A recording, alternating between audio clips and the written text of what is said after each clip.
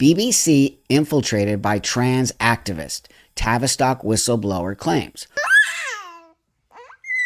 Hey everyone, welcome back. Thanks so much for checking out my videos. I appreciate you so much.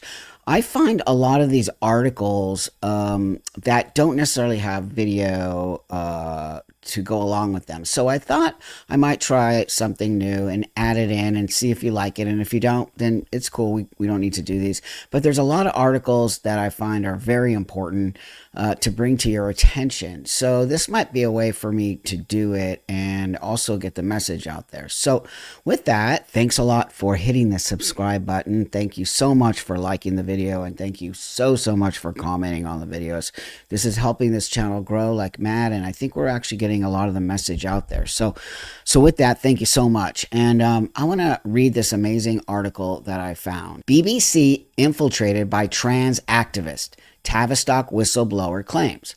Woman who exposed clinic's use of puberty blockers on children claims corporation shut down gender critical views. This is from November 15th, 2025. Okay. So the BBC has been captured by trans activists who peddled trans propaganda. The woman who blew the whistle on the Tavistock clinic has claimed this is a big deal. Sue Evans helped expose the medical center's use of puberty blockers on child patients, which eventually led to it being shut down.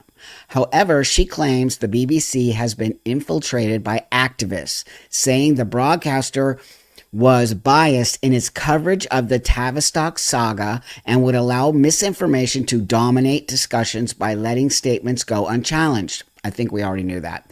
She alleges that a flagship Radio 2 show refused to let her have the final say during debates on gender, and that she was told she would only be able to give her opinions before representatives from pro-trans groups gave theirs, denying her the chance to rebut statements that were clinically inaccurate. Texts seen by the Telegraph show a BBC producer repeatedly apologizing for their boss's refusal to allow her to speak last on air, saying the staff were very embarrassed at the situation. The revelation comes a week after an internal dossier obtained by the Telegraph disclosed the corporation's trans coverage was subject to effective censorship by specialists LGBT reporters who refused to cover gender-critical stories. The memo also found the corporation had doctored a speech by Donald Trump, which led to the resignation of Tim Davie as Director General and Deborah Turnus as the head of news. However, it was the subsequent instance by Nick Robinson, a BBC presenter, that the organization has been the victim of political campaign to destroy it, and his apparent downplaying of the accusations of institutional bias that had prompted her to speak out now, she said. What we know watching the trans debate unfold is that they have absolutely not been even-handed, she said. Clearly, they have had activists in their department saying who can speak. There has been so much willful obfuscation and ideology in this area. Miss Evans began working as a clinical nurse at the Tavistock Clinic in 2003 as part of the Gender Identity Development Service called GIDS. However, she became concerned after she learned a colleague was willing to put a 16-year-old on puberty blockers after meeting him just 4 times. Miss Evans reported her concerns to her team, but decided to blow the whistle after feeling her deep worries were not being addressed. She left in 2007 and eventually joined a concerned mother whose daughter had been referred to the clinic in a legal case against Tavistock. In December 2020, she won a judicial review where a judge initially ruled that children under 16 could not give informed consent to have puberty blockers.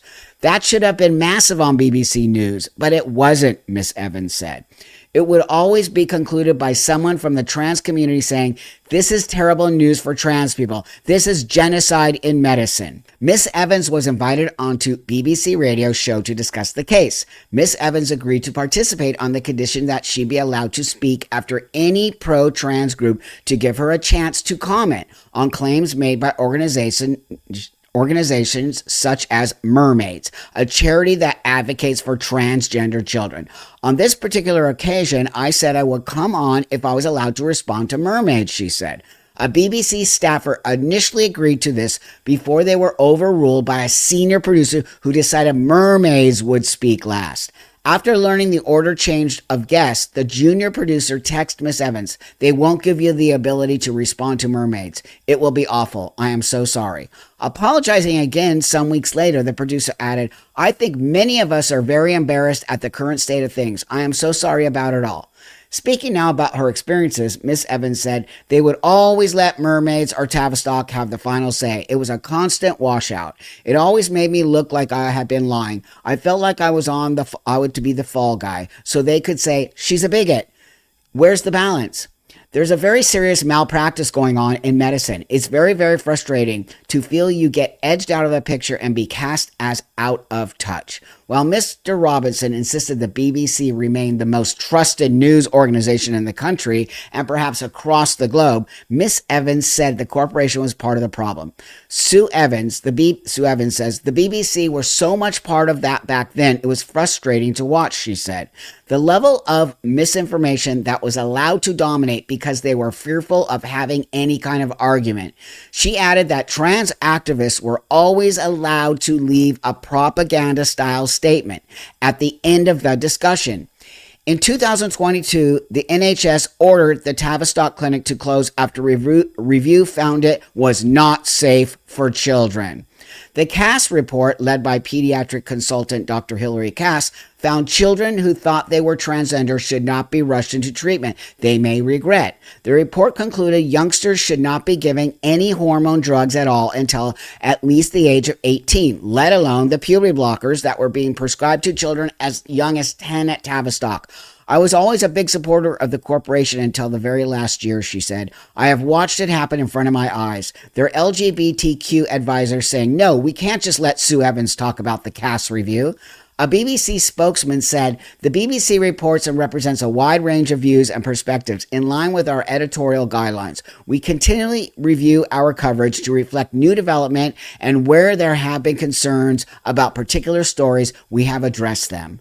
Wow, just wow. I mean, we all knew eventually this was all going to come out, but the BBC has turned into a complete dump. I'm going to put a link to Sue Evans, Dr. Sue Evans' link on X, but she's a psychoanalytic psychotherapist, NHS, 38 years, registered general and MH nurse, ex-member of GID, the gender clinic, service for children at the Tavistock Clinic. Okay, so she's not some dumbass, and she was blowing the whistle. She was it. She's like a big deal.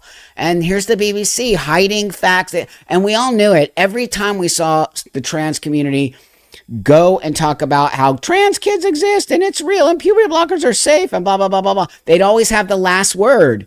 So they wouldn't let anybody have any other opinion, especially somebody who's working at the clinic who has been in it for 38 years saying the opposite. So the BBC has lost its way, as many of the news channels has. And so with that, let me know what you think in the comments about, I'm not the best reader in the world, but I think I want to start to get these messages out there. These articles are extremely important. And also, if you see an article that you think I might be able to read to you all out there and have a discussion about it in the comments, we can do that as well. So with that, thanks so much for subscribing to my channel and hitting that subscribe button and liking and commenting and all the things that are really making this channel grow. I do appreciate it so much.